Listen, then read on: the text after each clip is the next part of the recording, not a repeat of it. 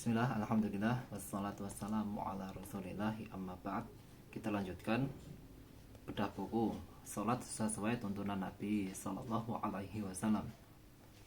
Kita sampai pada tata cara mandi. Hal pertama yang penting dilakukan adalah berniat mandi karena Allah semata dengan tanpa dilisankan dan cukup membaca basmalah. Kemudian berdasarkan hadis dari istri Nabi Sallallahu Alaihi Wasallam, yaitu Aisyah radhiyallahu anha, bahwa Nabi Sallallahu Alaihi Wasallam hendak tasala minal janabah yabda'u fayaksilu yadaihi summa yufarrigu biyaminihi ala shimalihi fayaksilu farjahu summa yatawaddu wudu'ahu lis-shalah summa yakudul ma'a fayudkhilu asabi'ahu fi usuli sya'r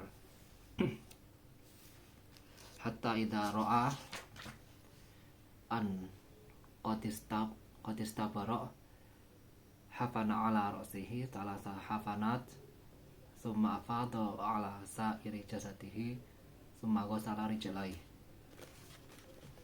Apabila beliau mandi karena janabah, beliau memulai dengan membasuh kedua tangannya, lalu menuangkan ke tangan kanannya menuangkan air dengan tangan kanannya ke tangan kiri, lalu membasuh farjinya. Kemudian beliau berwudu seperti wudunya untuk sholat. Kemudian mengambil air lalu memasukkan jari jemarinya ke dasar rambut hingga apabila sudah merasa bersih, beliau siramkan air di atas kepalanya dengan 3 siraman. Kemudian beliau meratakan ke seluruh tubuhnya, lalu membasuh kedua kakinya.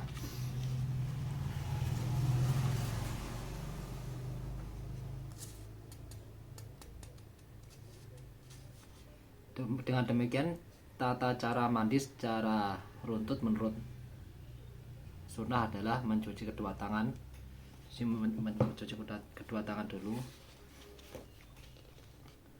kemudian mencuci kemaluan dengan tangan kiri. Setelah itu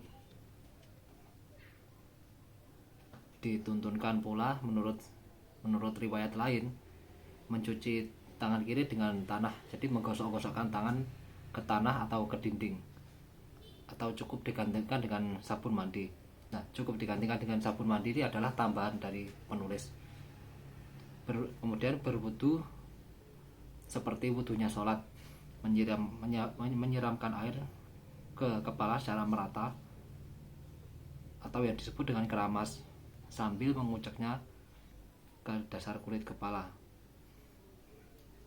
Bagi wanita yang berambut panjang, bila merasa kerepotan maka bisa menggulung rambutnya kemudian menyiramnya dengan air.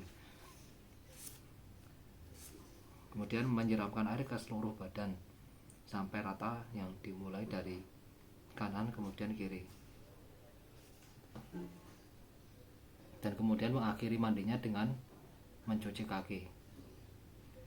Jadi, selama wudhu tidak batal, maka setelah mandi boleh melaksanakan sholat tanpa berwudu lagi. Jadi misalkan mandi, di tengah-tengah mandi misalkan kita kencing atau kentut, itu sudah membatalkan wudhu, sehingga setelah selesai mandi dia harus mengulang wudhunya lagi. Kita selesai pada